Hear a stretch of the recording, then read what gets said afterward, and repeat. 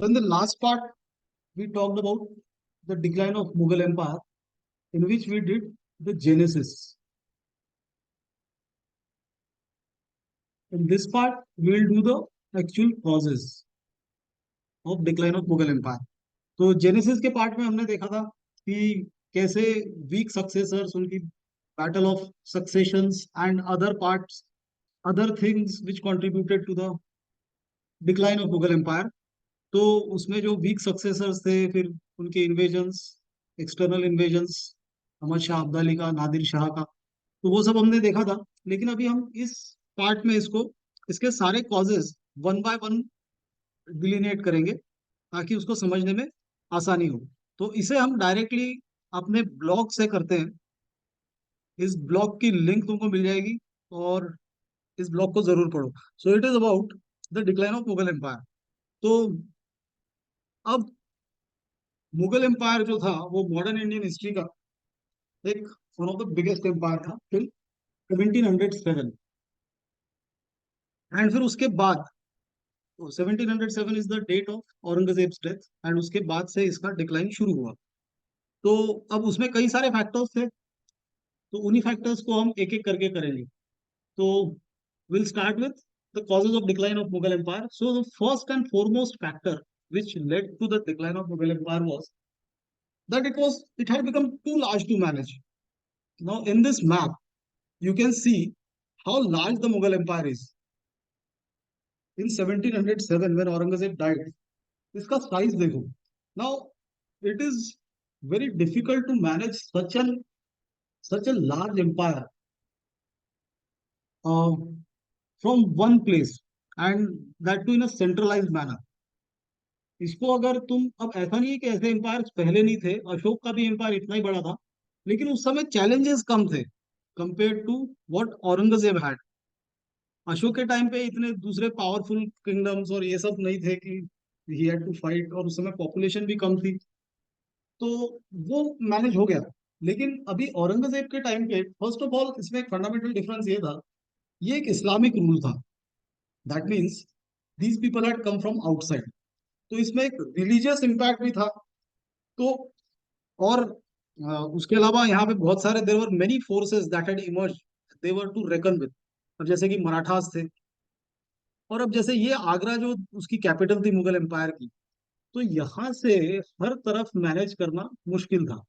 तो अब धीरे धीरे क्या हुआ था कि औरंगजेब का जो एम्बिशन था अपने पूरे एम्पायर को सेंट्रलाइज्ड वे में एडमिनिस्टर करना, और उसकी वजह से जो नीचे की साइड में जो मराठा पावर उभर के आ रही थी, तो उनको कंट्रोल करने के लिए अब शिवाजी और औरंगजेब के भी कई कॉन्फ्लिक्ट्स हुए।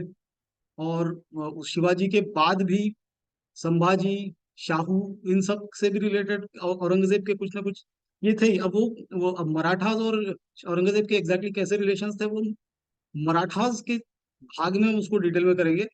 लेकिन अब हुआ क्या कि इनको फाइट करने के लिए Marathas were like community of self respect, who wanted a Swaraj, Shivaji wanted a Swaraj. Okay, तो ये जो इस टाइप के इनका माइंडसेट था, इनको सब्जुगेट करना आसान नहीं था, और उस चक्कर में बहुत सारे resources in terms of main and material, that is army, और ये सब जो है वो डेक्कन एरिया में डिप्लॉय करने पड़े, और उसमें फाइनेंशियल लॉसेस भी हुए, और बहुत सारे एबल सोल्जर्स, कमांडर्स, इनकी डेथ्स भी हुई। तो इस चक्कर में क्या हुआ, ये जो नॉर्थ वेस्टर्न फ्रंटियर है, यानी ये वाला जो एरिया है, ये पूरा निग्लेक्ट होना शुरू हुआ, this area. Okay,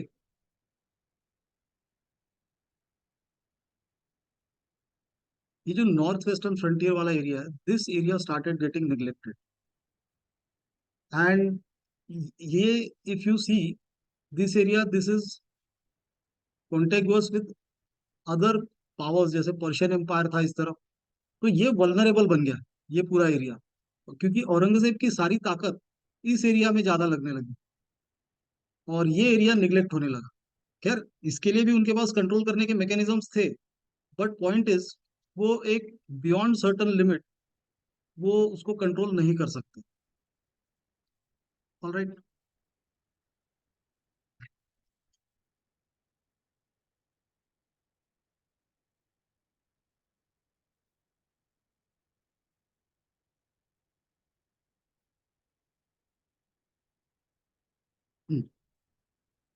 So this created a weakness in the Mughal Empire. Then comes another point, that a constant conflict with Marathas. तो अब क्या हुआ था कि अकबर के टाइम पे अकबर ने एक्चुअली एक जो पॉलिसी अप्लाई थी, और औरंगजेब ने उसके डायमेट्रिकली अपोजिट पॉलिसी अपनाई। अकबर ने क्या किया था, राजपूत प्रिंसेस से और बाकियों से, अब तक मराठास कोई पावर की तरह राइज नहीं हुए थे अकबर के टाइम पे, लेकिन उसने बाकी सबसे काफी हिंदी अलायंसेस बनाए थे थ्रू अलायंसेस। ओके, यानी उनको हाई रैंकिंग पोस्ट वगैरह भी दी थी अपने एम्पायर में, और उनको लाइक एक सुजरेनिटी वाला कॉन्सेप्ट दिया था, पैरामाउंसी टाइप का, जो ब्रिटिश रूल के टाइम पे आया। That is the princely states were under the British umbrella, तो उस टाइप का सिस्टम अकबर ने अपनाया था। और उनको भी काफी रीजनल ऑटोनॉमी थी, swaraj kind of thing was there. And the point is, they wanted a healthy administration, his predecessors. तो औरंगजेब के टाइम पे ऐसा नहीं था। औरंगजेब ने क्या किया, इन सबको वो अपने सब्जुगेशन में रखना चाहता। वो शिवाजी को कभी एक ऑटोनोमस स्टेटस नहीं देना चाहता था। ऐसे ही वो राजपूत को भी कोई स्टेटस नहीं देना चाहता था। जैसे जसवंत सिंह ऑफ आम्बेर और अजीत सिंह ऑफ मारवाड़, इनको पहले उसने हाई रैंकिंग पोस्ट पे इलेवेट किया भी था, लेकिन फिर बाद में उसको लगा कि नहीं, ये गलत है, इनको इतना हाई स्टेटस देने की जरूरत नहीं। सो उनको फिर सप्रेस करना शुरू किया। तो इस चक्कर में क्या हुआ कि वो एक जो बेसिक रिलेशंस है वो स्पॉइल्ड हो गए। और यहाँ पे एक दूसरा भी एंगल है ना, जैसे जो अशोक के टाइम पे नहीं था, वो क्या है कि यहाँ पे रिलीजियस ही है, एक दूसरी रिलीजन के लोग दूसरे यहाँ के नेटिव रिलीजन के लोगों पे रूल कर रहे हैं, ऐसी धारणाएं बननी शुरू हुई। खैर उस समय उस जमाने में इतना हिंदू मुस्लिम का कोई कॉन्सेप्ट था नहीं, बट नेवरदलेस वो फीलिंग्स आनी शुरू हुई। Okay, so similar was the case with Rajput, जिसके बारे में हमने बात कर ली। Now apart from that, during Aurangzeb's time only there were many uprisings. तो 17वीं जाट एंड सिख अपराइजिंग्स। तो ये जो सिख कम्युनिटी थी, सिख कम्युनिटी यानी अभी भी जाट और सिख कम्युनिटी जो है, ये बेसिकली एक पेजेंट कम्युनिटी है। और ऐसी सतनामीज, तो ये जो पेजेंट कम्युनिटीज थी, ये औरंगजेब के एडमिनिस्ट्रेटिव पॉलिसीज की वजह से, देखो औरंगजेब में एक पॉलिटिकल एक्यूमेन तो था to expand an empire, okay, to hold it, to keep it intact, लेकिन उसमें बाकी की चीजें जो एक स्टेट्समैन में होनी चाहिए, उसकी स्टेट्समैनशिप ठीक नहीं थी। He did not believe in having cordial relations with everyone or bringing someone to a place of equality। वो उस इन सब चीजों में वो विश्वास नहीं रखता। वो चाहता था कि हर कोई उसके दबाव में रहे, उससे दबे रहे। तो इस चक्कर में क्या होता है कि जब तुम्हारे एडमिनिस्ट्रेशन के सारे रिसोर्सेज इन कामों में लगे रहते हैं, तो उसके लिए तुमको फौज लगती है और लोग लगते हैं ये सब काम करने के लिए, तो उनकी पेमेंट करनी होती है, तो आएगी कहाँ से? तो अब जैसे हमने पिछले लेक्चर में भी बात की कि उस समय गवर्नमेंट का मेन सोर्स ऑफ रेवेन्यू क्या था, एग्रीकल्चरल टैक्सेशन। गवर्नमेंट्स के पास पहले बहुत सारे रेवेन्यू एवेन्यूज नहीं थे पैसे कमाने के। जैसे आज की डेट में अपनी गवर्नमेंट के पास बहुत सारे एवेन्यूज हैं, अलग अलग टाइप के टैक्सेस होते हैं, कॉर्पोरेट के भी टैक्सेस होते हैं, गवर्नमेंट की खुद की ओन कंपनीज है पीएसयूज, वो प्रॉफिट कमा के देती है। तो गवर्नमेंट ऑफ इंडिया के पास बहुत सारे सोर्सेज ऑफ रेवेन्यू है राइट नाउ। इनफैक्ट अभी तो एग्रीकल्चर टैक्स फ्री है, मतलब जो एक जमाने में मेन सोर्स हुआ करता था टैक्सेशन का, रेवेन्यू का, वो तो अभी टैक्स फ्री है। तो अब ये जो इनको पैसे लगते थे, तो ये आएंगे कहाँ से? तो ये अपना टैक्सेशन बढ़ाते थे, और उस चक्कर में pageantry was getting constantly oppressed. तो ये जो पेजेंट्री का ऑपरेशन हो रहा था, तो ये इस ऑप्रेस्ड पेजेंट्री की वजह से उनमें रिबेलियंस क्रिएट हुए। अब सर ये बहुत बड़ी कम्युनिटी नहीं थी जो रिबेल करे, और इससे बहुत इम्पैक्ट पड़ेगा औरंगजेब के एम्पायर को। बट नेवरदलेस नॉर्थ इंडिया में एक इंस्टेबिलिटी और डिसकंटेंट का माहौल तो आ ही गया था। फिर उसके अलावा औरंगजेब ने एक रिलीजियस ऑर्थोडॉक्सी की भी पॉलिसी अपनाई थी। तो अब रिलीजियस ऑर्थोडॉक्सी में इसने जैसे क्या किया था कि he had adopted some intolerant policies towards Hindu specially, अब देखा जाए तो उस समय बुद्धिस्ट और जैन को हम इसलिए नहीं गिनेंगे क्योंकि वो बहुत माइनॉरिटी कम्युनिटीज थी।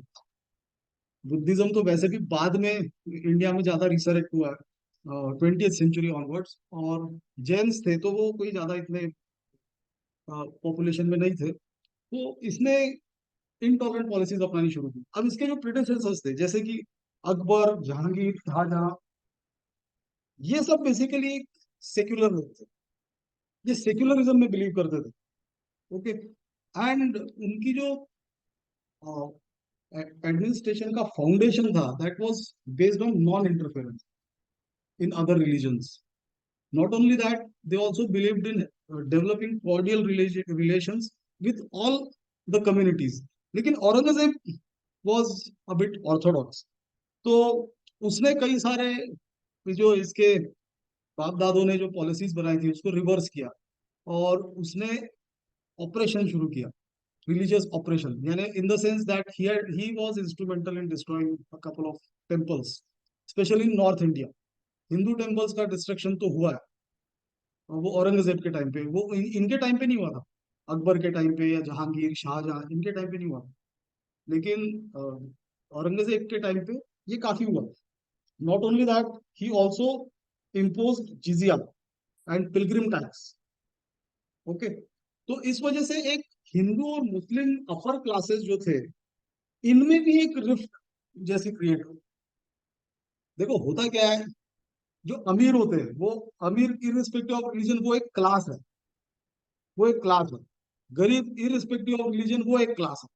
तो ये जो Muslim upper class, Hindu upper class, ये दोनों एक दूसरे के साथ इंटरमिंगल करते थे, और इनके अच्छे कॉर्डियल रिलेशंस थे, और घूम फिर के ये ऑपरेस तो दोनों को ही करते थे। मुस्लिम्स भी हिंदू मुस्लिम दोनों को ऑपरेस करते थे, हिंदूज भी हिंदू और मुस्लिम दोनों को ऑपरेस करते थे। तो लेकिन इनमें एक कॉर्डियल रिलेशन था, तो इस औरंगजेब के इन हरकतों की वजह से इनका भी एक कॉर्डियल रिलेशन खराब होना शुरू हुआ। लेकिन अब इसमें एक और बात ध्यान में रखने वाली ये है कि इसका जो औरंगजेब का रिलीजियस इंटॉलरेंस था, ये यू कैन नॉट ओवर, ठीक है। सो यहाँ पे जैसे अपने ब्लॉग में लिखा भी है, having said this Aurangzeb's religious intolerance for decline of Mughal empire should not be overstated, because this is because of two reasons. First is he adopted this policy in the latter part of his rule, यानी जब वो शुरुआत में, इसने almost 50 साल राज किया, तो शुरुआत की उसकी पॉलिसीज में ऐसा नहीं था। वो उसने ये जो पॉलिसी अपनाई, ये उसके लेटर पार्ट ऑफ रूल में उसने मेजरली इंप्लीमेंट की। और दूसरा, ये जो इसकी पॉलिसी थी ये तुरंत रिवर्स भी तो कर दी गई थी उसके सक्सेसर्स द्वारा। जैसे जब बहादुर शाह पावर में आया, औरंगजेब का बेटा, औरंगजेब की डेथ के बाद, तो उसने, जैसे हमने पिछले लेक्चर में किया, तो वो वीडियो देख लेना अगर नहीं देखा होगा तो पिछले लेक्चर में जो हमने बात की थी कि बहादुर शाह ने कैसे कॉम्प्रोमाइज और कंसिलिएशन की पॉलिसी अपनाई, तो उसमें ये टेम्पल डिस्ट्रक्शन वगैरह तो ऑलमोस्ट बंद हो गया था, ऑलमोस्ट क्या, पूरा ही बंद हो गया था, कुछ हुआ ही नहीं नया। नॉट ओनली दैट, कई सारे जो टैक्सेस थे, जैसे जुल्फिकार खान के टाइम पे, जहांगीर शाह जब किंग था, तब हमने देखा पिछले क्लास में या पिछले पिछले लेक्चर में कि उन्होंने कैसे जिजिया भी हटा दिया, पिलग्रिम टैक्स भी हटा दिया। ओके, तो ये सारी पॉलिसीज उन लोगों ने रिवर्स कर दी, and again once again the cordial relations between Hindus and Muslims were restored. Okay, तो अब उसके अलावा Rajput kings like Ajit Singh Rathore and Sawai Jai Singh rose to high offices under the later Mughals.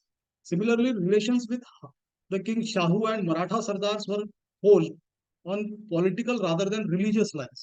ये भी एक इसका इंपॉर्टेंट एस्पेक्ट है कि इसके आगे के जो इसके सक्सेसर्स थे, इन लोगों ने जो अलायंसेस बनाए आगे चल के, जैसे सैयद ब्रदर्स के अंडर में हमने देखा कि हमने ये देखा कि मराठास को उन्होंने स्वराज भी दे दिया था। तो ये सारे जो अलायंसेस थे ये पॉलिटिकल बेसिस पे थे, रिलीजियस लाइंस पे नहीं थे। तो इसीलिए रिलीजियस ऑर्थोडॉक्सी मुगल एम्पायर के डिक्लाइन का बहुत बड़ा कारण था। ये नहीं, ये मानना गलत है, but nevertheless it had its own share in the contribution for disintegration of Mughal empire. Okay, अच्छा, इसमें एक और चीज जो ध्यान में रखने वाली ये है कि ये जो हिंदू चीफ्स थे, जैसे कि जाट्स, मराठा, राजपूत। ये लोग भी कोई हिंदू कॉज के या हिंदूज के ऐसे कोई चैंपियंस थोड़ी ना थे। यानी दे नेवर वर्कड और their administration on the basis of peace lines कि हम हिंदुओं का फायदा कर रहे हैं। They were also equally oppressing the Hindus. कि जहां पेजेंट्री है उसमें ऑपरेस तो होना ही, वो हिंदू हो या मुस्लिम हो, इररिस्पेक्टिव ऑफ दैट। नोबल्स जो रहते हैं, जो जमींदार रहते हैं, वो टैक्स किससे लेंगे? वो क्या हिंदुओं से कम टैक्स लेंगे क्योंकि वो हिंदू है? भाई उनको तो अपना कमाना है ना, उनको आगे भी पहुंचाना है, उनको एडमिनिस्ट्रेशन चलाना है, उनको पैसे ऐशो आराम भी कर रहे हैं। तो ऑपरेशन तो होगा ही, रिलीजियस ऑपरेशन तो होगा ही। तो ये भी कोई इसके कोई चैंपियंस नहीं थे। And both Hindu and Muslim nobles, they ruthlessly oppressed and exploited the common people, irrespective of the religion. And ऐसा भी नहीं कि जो हिंदू और मुस्लिम अपर क्लासेस थे ये भी एक दूसरे के साथ कॉन्ट्राडिक्शन में थे या लॉगर पे थे। ये दोनों भी जो है, ये दोनों एक दूसरे के साथ बड़े कॉर्डियल रिलेशन रखते थे। इनका रोज का उठना बैठना, इनकी महफिलें और वो सब तो चलती थी। तो ऐसा नहीं बोल सकते कि हिंदू मुस्लिम रिफ्ट जैसा कोई चीज था। जो जो भी ऑपरेशन होता था वो पॉलिटिकल और इकोनॉमिक लाइंस पे होता था, रिलीजन के लाइंस पे नहीं होता था। तो इसीलिए रिलीजियस ऑर्थोडॉक्सी इसका एक बहुत बड़ा कॉज है, मुगल एम्पायर के डिसइंटीग्रेशन का या डिक्लाइन का। वो गलत है। गलत यानी उसका वो बहुत बहुत प्रभावी कॉज नहीं है। फिर उसका जो एक नेक्स्ट पार्ट है, that is wars of succession. This is another important cause of decline of Mughal empire. अब हुआ क्या था कि ये जो अ, हमने जैसे इसके बारे में पहले भी बात की कि मुगल्स के टाइम पे इनका कोई clear line of succession defined नहीं था कि इसके बाद कौन बनेगा, इसके बाद कौन बनेगा, ऐसा कुछ डिफाइंड नहीं था। तो जैसे ही किंग की मृत्यु हुई, किंग की डेथ हुई, तो इधर ये सारे भाई एक दूसरे के खिलाफ तलवारें उठा लेते थे। क्या history is replete with such examples. ऐसा हर डायनेस्टी में पहले भी हुआ है। ऐसा नहीं है, अब अशोक भी जो किंग बना था वो कुछ क्रॉनिकल्स तो बोलते हैं उसने अपने 99 ब्रदर्स को मार के ऊपर आया था। तो ये सब तो होता ही रहता था। बट इस मुगल्स के टाइम पे भी ये नहीं था। लेकिन ये क्या हुआ कि औरंगजेब की डेथ के बाद ये बुरी तरह से इसका मतलब कोई राइट पाथ किसी के पास नहीं था। और जो भी सक्सेसर्स आए स्पेशली बहादुर शाह के बाद, वो सारे वर्थलेस थे। Weak willed, worthless, pleasure loving and totally incapable. तो इस टाइप के लोग आने शुरू हुए। देखो वॉर ऑफ सक्सेशन, अब औरंगजेब भी तो वॉर ऑफ सक्सेशन वॉर करके ही सक्सीड हुआ था। लेकिन वो कितना एबल एडमिनिस्ट्रेटर था, उसने तो इतना बड़ा मुगल एम्पायर इंटैक्ट रखा, उसको फैलाया भी। लेकिन वैसी कैपेबिलिटी फिर तुम्हारे बाकी के भी तो लोगों में चाहिए। तो वैसा नहीं था। Okay. Then another important reason is incapable successors. अब ये जो सारे इनके बाद के लोग आए, they were totally non charismatic, they were not far sighted, इनका कोई विजन नहीं था। And they were not at all energetic. Energetic in the sense they had no will और even the ability to sustain and expand the empire. Okay. ये जो अब जैसे ये हर जगह होता है। अब जैसे कॉर्पोरेट घराने भी जो होता है, कॉर्पोरेट घराने होते हैं ना, जैसे रिलायंस, टाटाज। तो ये अपने बच्चों को उस वे में ट्रेन करते हैं कि अब हमने जो इतना बड़ा कॉर्पोरेट एम्पायर खड़ा किया है, इसको सस्टेन कर पाए। क्योंकि बाप दादों ने खड़ा किया और तुम्हारे को आगे चल चल के उसको सस्टेन या एक्सपैंड करने की केपेबल नहीं रहे, तो ये बड़े बड़े कॉर्पोरेट हाउसेस डिसइंटीग्रेट भी हुए। ऐसी बात नहीं, इंडिया में नहीं पूरे वर्ल्ड में बड़ी बड़ी कंपनियां, बड़ी बड़ी बड़ी बैंक्स ये फेल हुई है। बड़े बड़े बिजनेसेस बैंकरप्ट हुए, जो एक जमाने में टॉप रैंक पे रहते थे, टॉप 5 में रहते थे। ऐसे दुनिया में हर जगह ऐसे एग्जांपल्स मिल जाएंगे। उसका सिंपल रीजन ये है कि जो लोग उसको बनाते हैं, उनके जो सक्सेसर्स है वो भी उतने ही केपेबल होने चाहिए जो उसको आगे बढ़ा पाए। और इसीलिए कई कॉर्पोरेट्स वगैरह में तो वो लोग फैमिली के लोगों को रखते भी नहीं है, सीईओज वगैरह। अब जैसे इन्फोसिस है, इन्फोसिस का जो सीईओ है वो नारायण मूर्ति की फैमिली का नहीं है, वो दूसरे प्रोफेशनल्स को वहां बिठाते हैं। हाई पैकेजेस पे उस कंपनी को रन करने के लिए। तो अब ये हाई पैकेज पे किसी राजा को तो नहीं बिठा सकते थे ना वहां पे उस जमाने में। अब ये खुद इनकेपेबल थे, और ऐसा भी नहीं बोल सकते कि किसी को तुम हार्वर्ड से कोई एमबीए करके आया पॉलिटिक्स में तो उसको यहाँ पे हाई पैकेज पे बिठा दो, ऐसा भी नहीं कर सकते। सो ये खुद ही चलाते थे, खुद इनकेपेबल थे, इनमें कोई विजन नहीं था, और सारी प्लेजर लविंग और अय्याश। Okay, they they all were of invariably of loose character, lacked sex morals, and were fond of heavy drinking. Okay, और इसीलिए जैसे उसका जो सबसे ज्वलन तो ये उदाहरण था, वो था मोहम्मद मोहम्मद शाह रंगीले। जो मोहम्मद शाह रंगीले है, ये अपनी रंगीन हरकतों के लिए काफी फेमस है। इसमें इसके ऊपर हिस्ट्री में कई सारी चीजें लिखी गई है।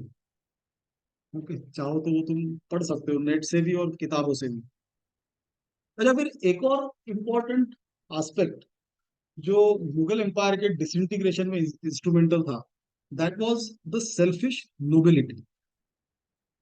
अभी क्या होता है कि बहादुर शाह, जो उसका इमीडिएट सक्सेसर था औरंगजेब का, उसने तो अपना एडमिनिस्ट्रेशन फिर भी ठीक से चला लिया, लेकिन उसके बाद के जितने भी लोग सक्सेसर्स थे, ये सब उनके नोबल्स के हाथ के पपेट्स थे।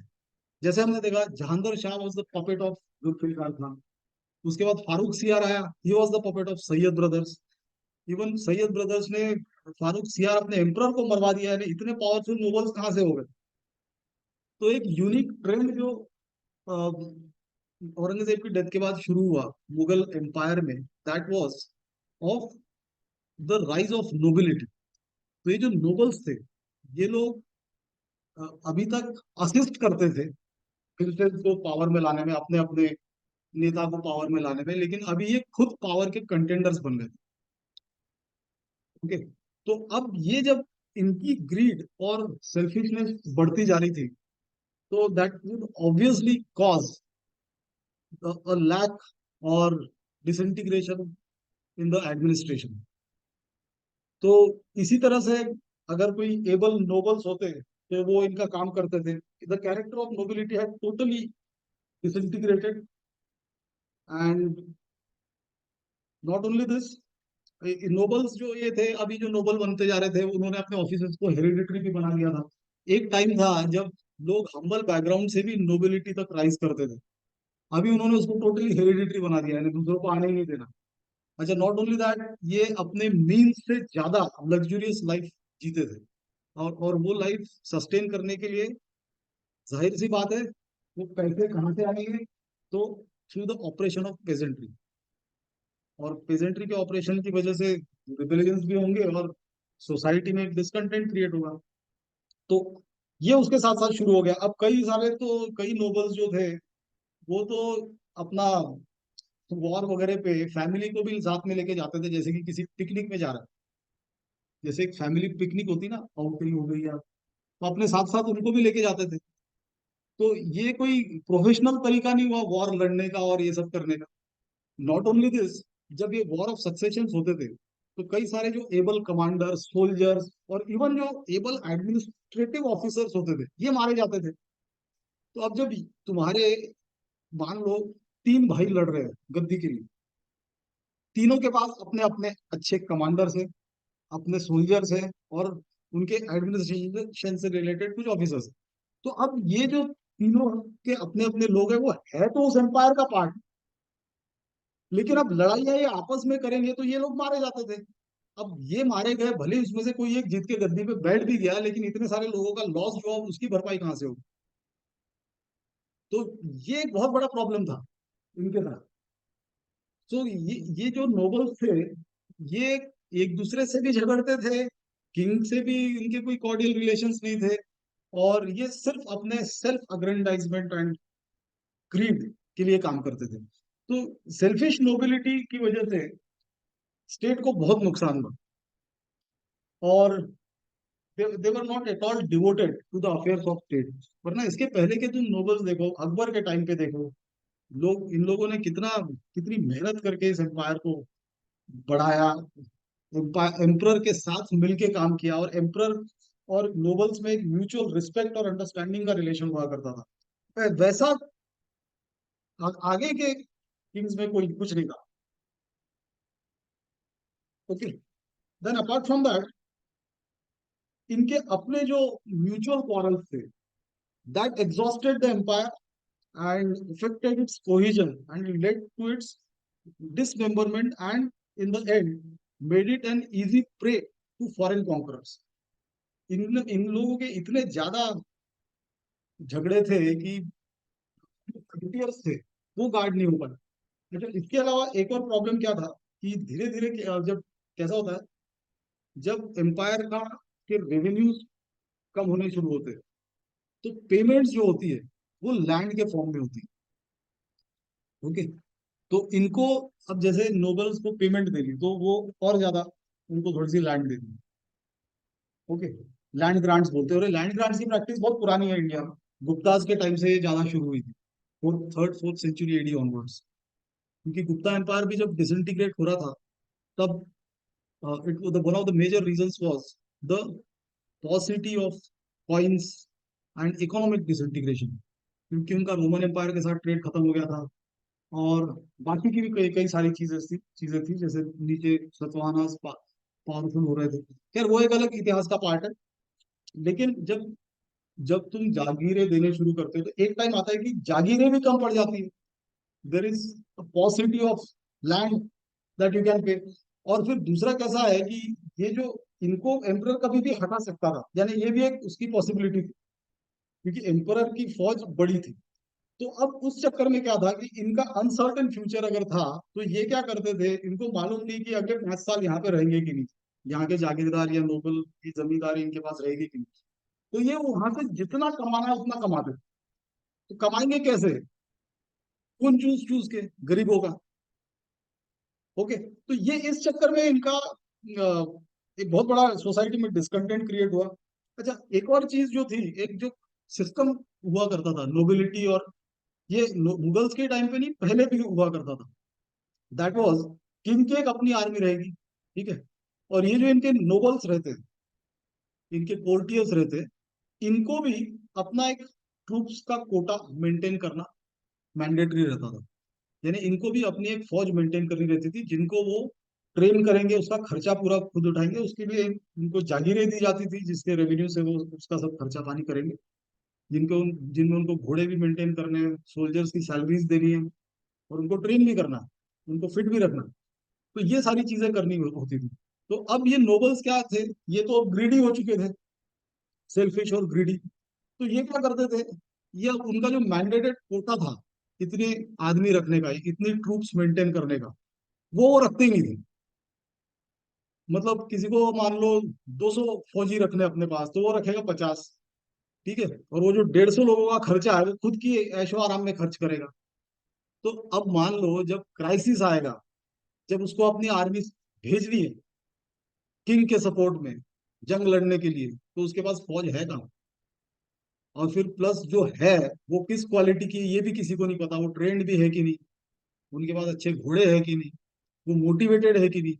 आर्मी और ये जो आर्म फोर्सेस रहती है, इसमें सिर्फ वो चाहे आज की मॉडर्न आर्मी हो या पुरानी आर्मी हो, 2000 साल पुरानी आर्मी के लोग हो, इनको सिर्फ हाथ में तलवारें देना और इनको फिट रखना is not enough.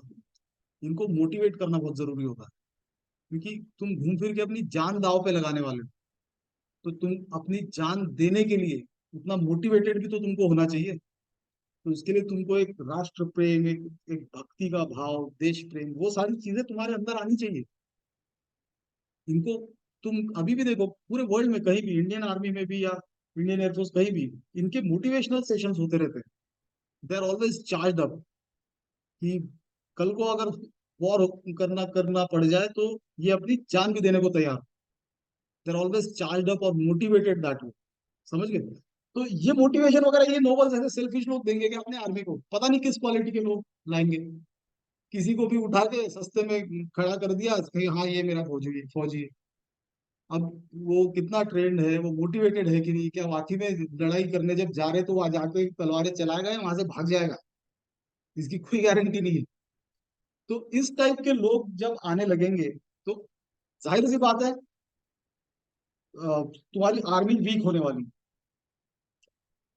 Okay, So these were the reasons. Now another important reason was the reduction in armed forces in the uh, Mughal Empire. So again, this is related to that previous point only कि इनके पास ज्यादा अभी फौज बची नहीं थी, फौज को देने के लिए पेमेंट्स, पैसे नहीं थे, तो they you can not recruit new people, और जो अच्छे लोग थे वो इनके सक्सेशन वॉर्स में मारे जाते थे। तो these were all the reasons.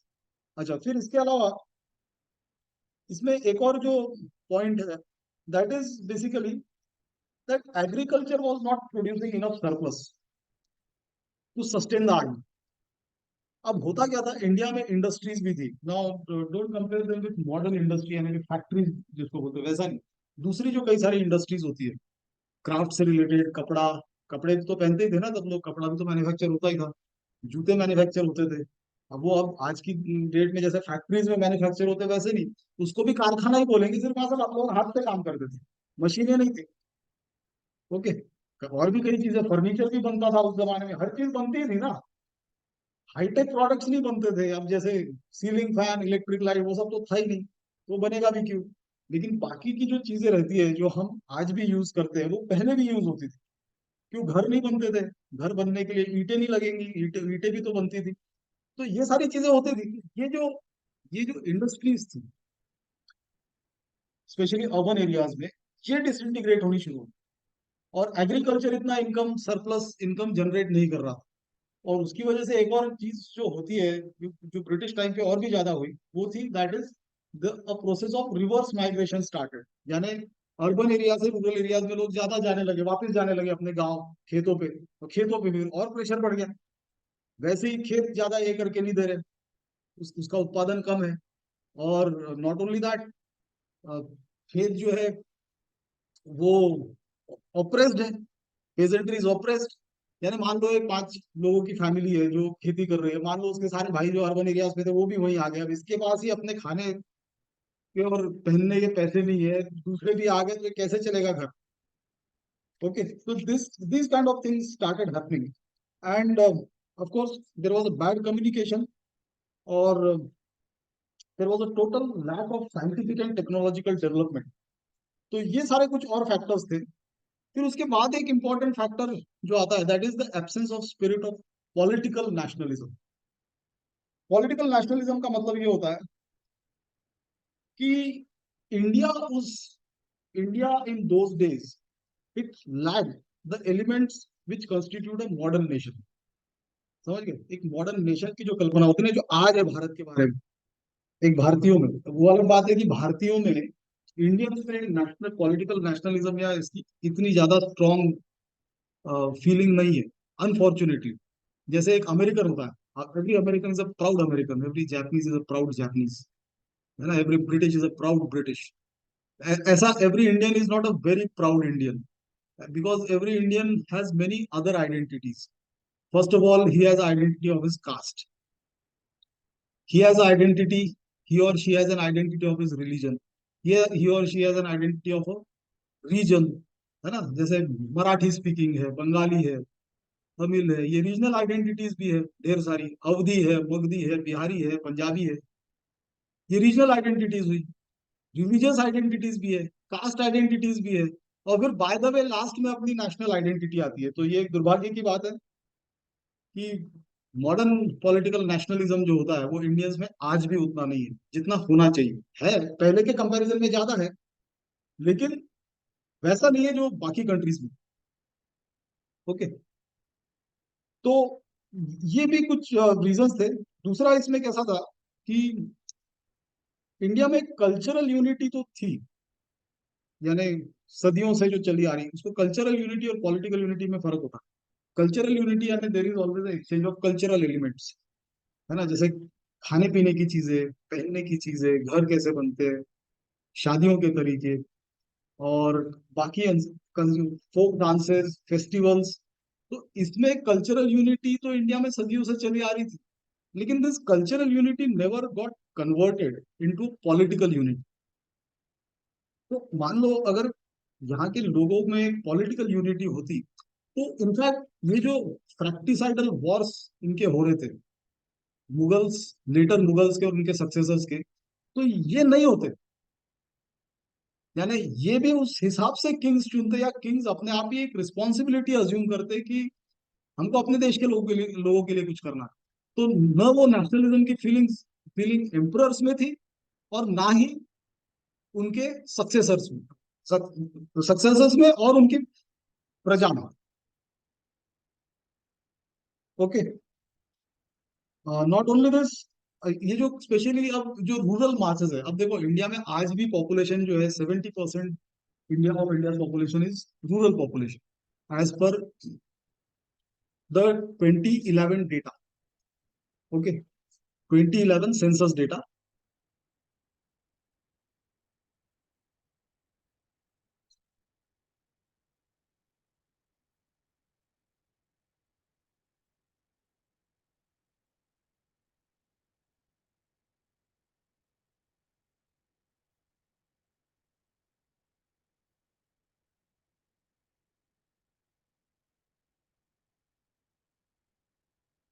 तो उस जमाने में तो रूरल पॉपुलेशन और भी ज्यादा होगी।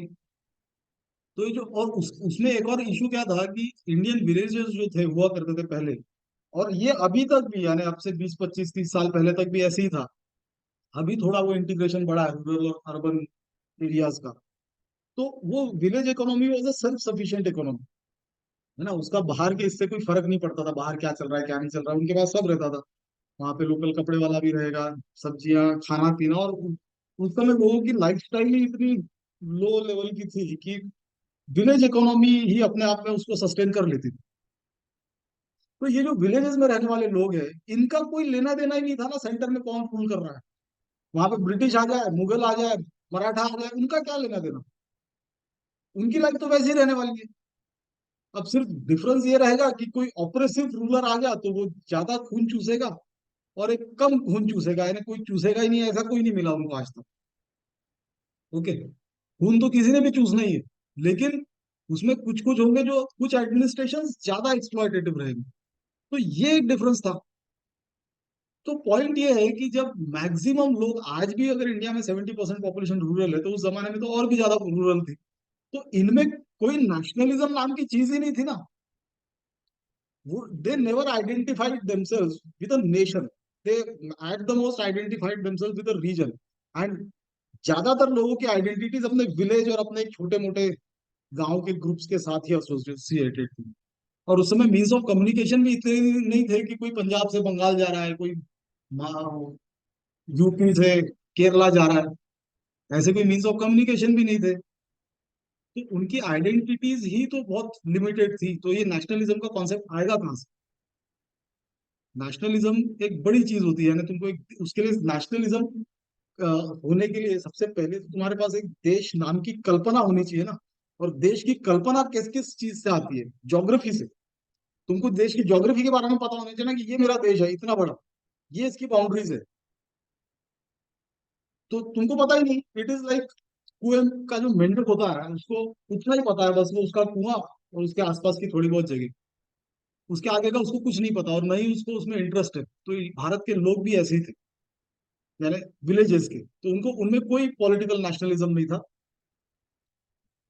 तो peasants owed their loyalties to the villages and castes. Nobles worked to satisfy their selfish interests. The regional powers like Marathas, Jats, Rajputs, Sikhs were more interested in consolidating and expanding their own territories. So none of these people ever thought कि हम सब ने मिल के एक भारत देश बनाना चाहिए। Okay, in fact वो तो ब्रिटिश ने इंडिया का एक पॉलिटिकल यूनिफिकेशन किया, जिस वजह से आज इंडिया इंटैक्ट खड़ा है। यानी ब्रिटिश ने ये पूरा देश बनाया और उसको पूरा का पूरा छोड़ के गए। वो एक उसमें अनफॉर्चुनेट इवेंट हुआ at the time of independence, that it had to be partition in two countries, that is India and Pakistan. Okay,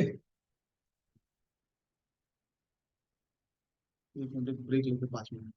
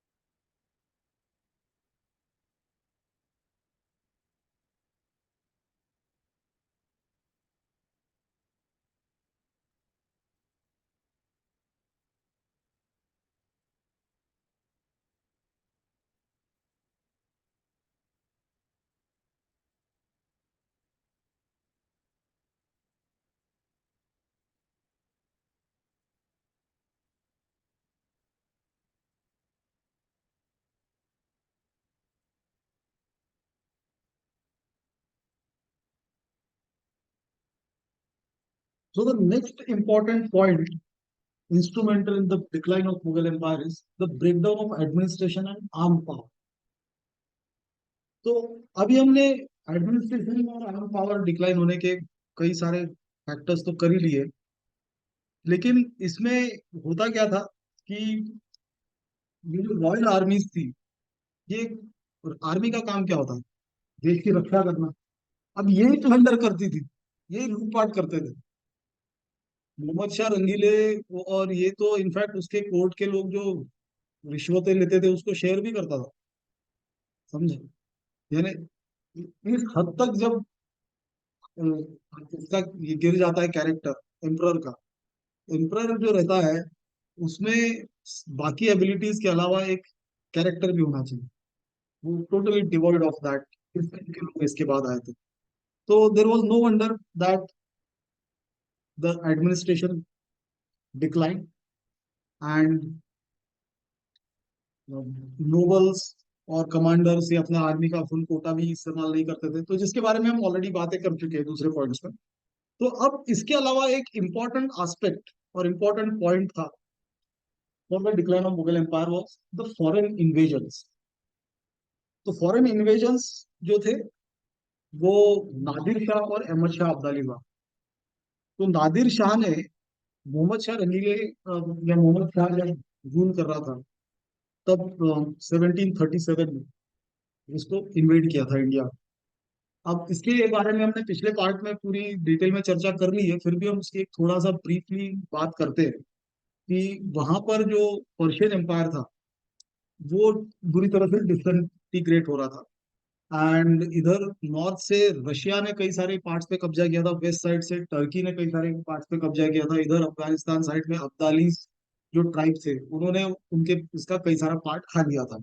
अब नादिर शाह जो था एक हम्बल शेफर्ड बैकग्राउंड का ये था, but he rose to the ranks of commander, and later on he started seizing the power back, and later on he became the emperor also.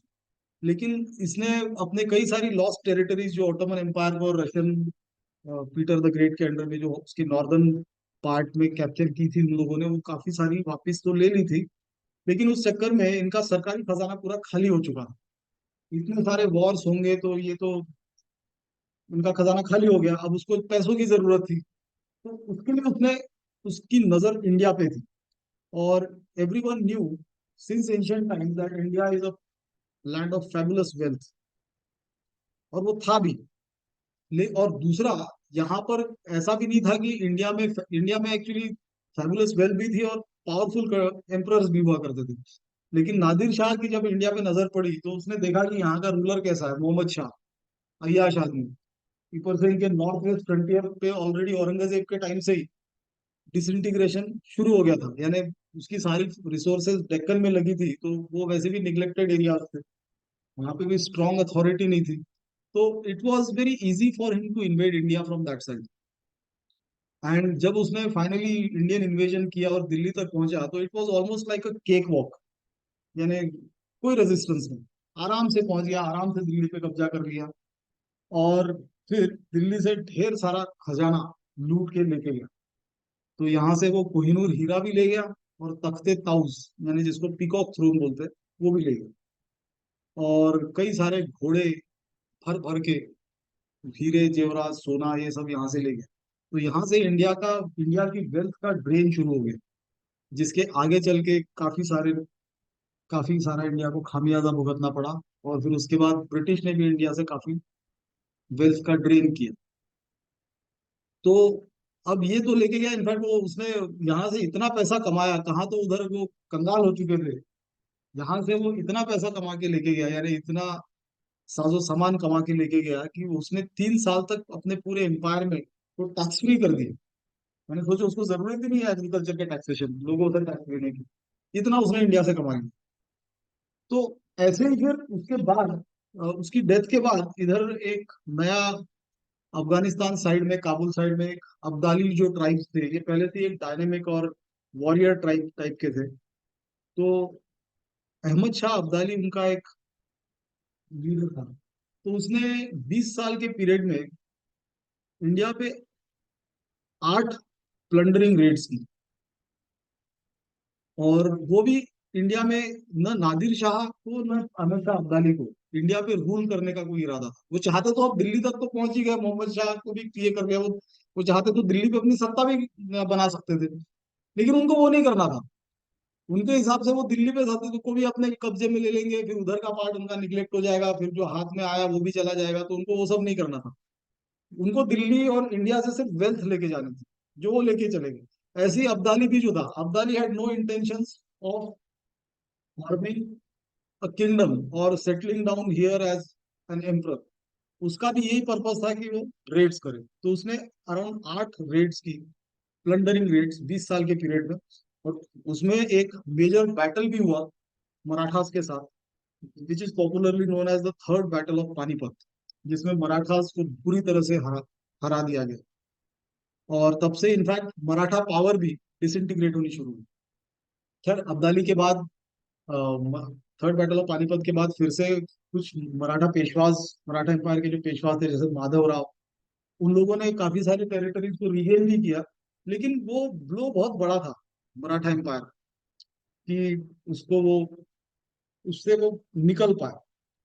और Maratha Prestige को भी ब्लो था, उनकी कैपेबिलिटीज पे भी ब्लो था। और दूसरा और इम्पोर्टेंट फैक्टर ये था कि इधर जो उनके बगल में एक दूसरी बहुत बड़ी पावर खड़ी थी, which was the knocking the doors of Delhi, was the British. तो इस चक्कर में बुरी तरह से इंडिया का लॉस हुआ इन प्लंडरिंग रेट्स की वजह से। और जो फाइनल ब्लो मुगल एम्पायर को लगा, that was through the emergence of British. अब ये एक बहुत ही बड़ा चैलेंज था कि ब्रिटिश जैसे एक मॉडर्न और हाईटेक पावर को तुम रोक पाओ, which was powerful in all respects, administration, politics, technology, warfare, discipline, diplomacy, वो क्या नहीं था उनके पास। तो इतनी बड़ी पावर के सामने मराठास फिर से ऑलरेडी जो वीक हो गए, थर्ड बैटल ऑफ पानीपत में हार भी गए, उनके पेशवाज मारे गए थे, तो वो टिकना टिकना नामुमकिन था। और सबसे इंपॉर्टेंट कॉन्सिक्वेंस जो डिक्लाइन ऑफ मुगल एम्पायर का था, that was the emergence of British. तो so in the nutshell what we can say, none of the Indian powers rose to claim the heritage of the great Mughals, for they were strong enough to destroy the empire, but not strong enough to unite it or to create anything new in its place.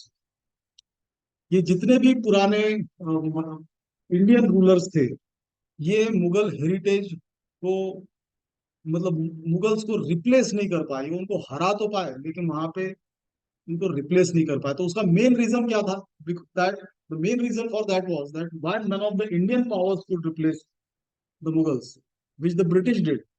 उसका सबसे important reason ये था that all Indian rulers, they represented the same moribund social order as the Mughals did, and not only that, they also suffered from the same internal weaknesses that the Mughals did. तो ये इसके main reason थे कि कोई Indian power क्यों मुगल्स को replace नहीं कर पाई जो ब्रिटिश कर पाई। And finally by 1803 Mughal British ने दिल्ली पे भी कब्जा कर लिया। और you all know that after the revolt of 1857 the Mughal dynasty itself was eliminated, और उसके बाद मुगल्स का कोई नामो निशान नहीं। तो खैर 1803 पे ही दिल्ली तक तो ब्रिटिश ने पूरा कब्जा कर ही लिया था, नीचे के भी सारे पावर्स, सारी वॉर्स जीत के पूरा इंडिया पे कब्जा था। सिर्फ एक पार्ट रह गया था, that was the Punjab area, which was still under a formidable power under Maharaja Ranjit Singh. But nevertheless, in a span of around, in a couple of decades, in 1848, finally Punjab was also annexed by the British. Ranjit Singh की death के बाद, रंजीत सिंह की death के बाद फिर वही problem, उसके successors उतने केपेबल नहीं थे, वो ब्रिटिश को नहीं रोक पाए। रंजीत सिंह ने अपने डिप्लोमेटिक स्किल्स और उसने बाकी सब चीजों से अपने एम्पायर को बचा के रखा था, इंटैक्ट रखा था। इनफैक्ट रंजीत सिंह ने अपनी आर्मी को पूरा यूरोपियन लाइंस पे मॉडर्नाइज किया था। उसने सिमिलर वे में drills, trainings, even he had also imported guns from Europe, और उसने मॉडर्न लाइन पे उसको खड़ा किया था। लेकिन उसके सक्सेसर्स, प्रॉब्लम सक्सेसर्स के ही साथ होता है ना। इसीलिए तो कॉर्पोरेट घराने जो होते हैं, उनको अगर मालूम है कि उनके सक्सेसर्स ऐसा नहीं कर पाएंगे, तो वो प्रोफेशनल्स को वहां पे लाके बिठाते हैं। लेकिन किंग्स के टाइम पे तो ऐसा नहीं हो सकता ना, कि इस एम्पायर को चलाने के लिए वो रशिया से किसी किंग को अच्छे पैकेज पे बुला रहे हैं रूल करने के लिए, ऐसा तो नहीं हो सकता। ओके।